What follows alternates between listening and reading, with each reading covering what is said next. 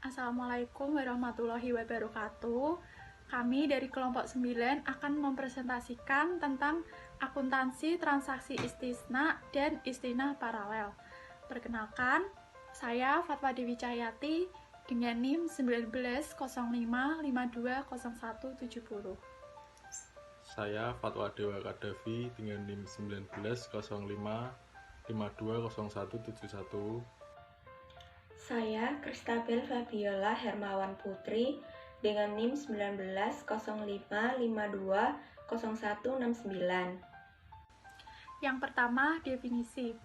Bai al-istisna atau disebut istisna merupakan kontrak jual beli dalam bentuk pembuatan barang tertentu dengan kriteria dan persyaratan tertentu yang disepakati antara pemesan dan penjual. Barang yang diperjualbelikan biasanya adalah barang manufaktur. Adapun dalam hal pembayaran, transaksi istisna dapat dilakukan di muka, melalui cicilan, atau ditangguhkan sampai suatu waktu pada masa yang akan datang. Penggunaan akad istisna oleh bank syariah di Indonesia relatif masih minim.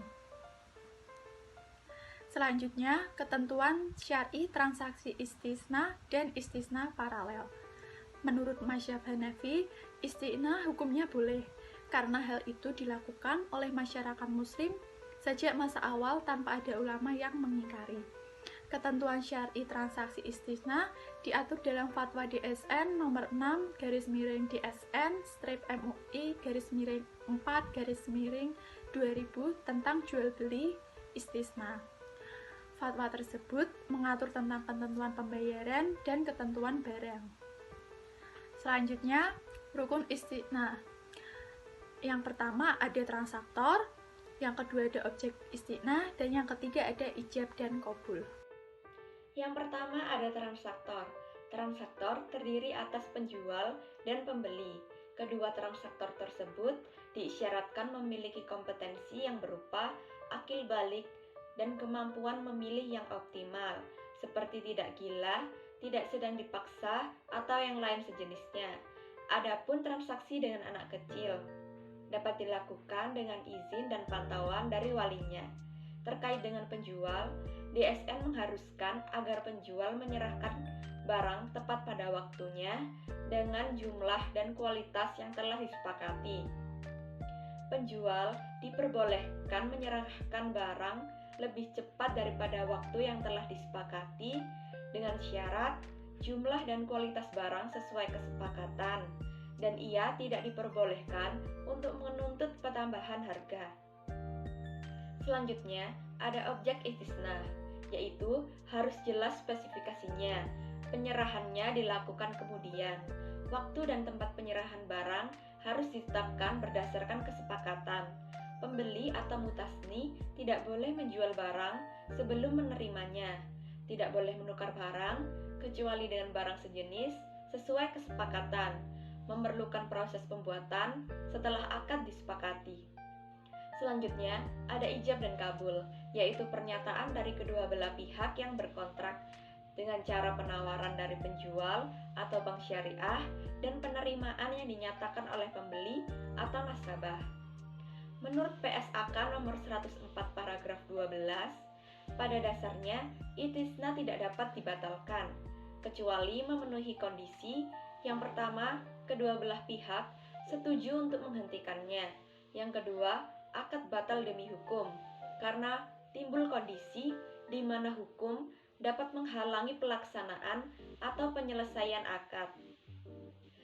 Selanjutnya, rukun transaksi istisna paralel.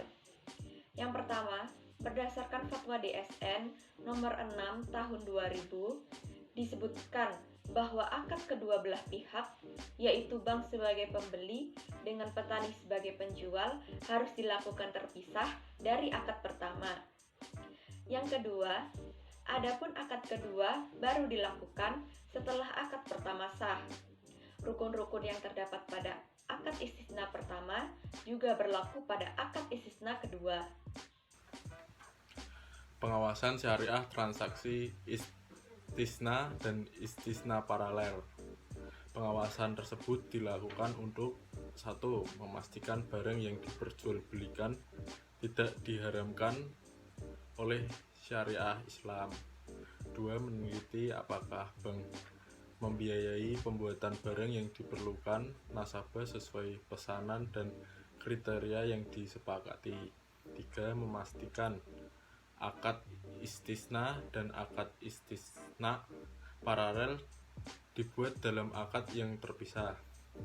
4. Memastikan bahwa akad istisna yang sudah dikerjakan sesuai kesepakatan mukmin mengikat, artinya tidak dapat dibatalkan kecuali memenuhi kondisi antara lain.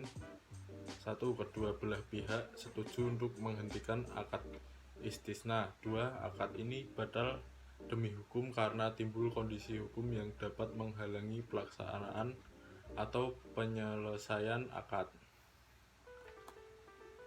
Selanjutnya, alur transaksi istisna. 1. Nasabah memesan barang yang dikehendaki dan melakukan negosiasi kesepakatan antara penjual dan pembeli terkait transaksi yang akan dilaksanakan. 2. Setelah terjadi kesepakatan, penjual mulai melakukan produksi barang. Setelah barang dihasilkan, penjual mengirim barang sesuai dengan spesifikasi, kualitas, dan kuantitas yang telah disepakati. Yang terakhir, alur istisna paralel. 1. Nasabah memesan barang yang dikehendaki dan melakukan negosiasi kesepakatan antara bank dan pembeli terkait transaksi yang akan dilaksanakan. 2. Bank membuat akad secara terpisah dengan produsen. 3. Produsen mulai mengerjakan barang yang dipesan.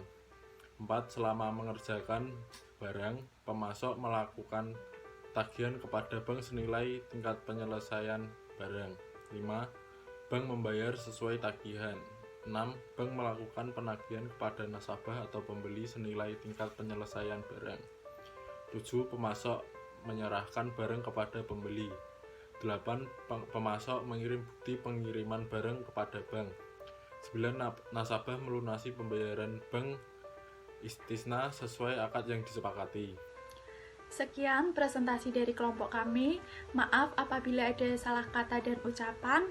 Wassalamualaikum warahmatullahi wabarakatuh.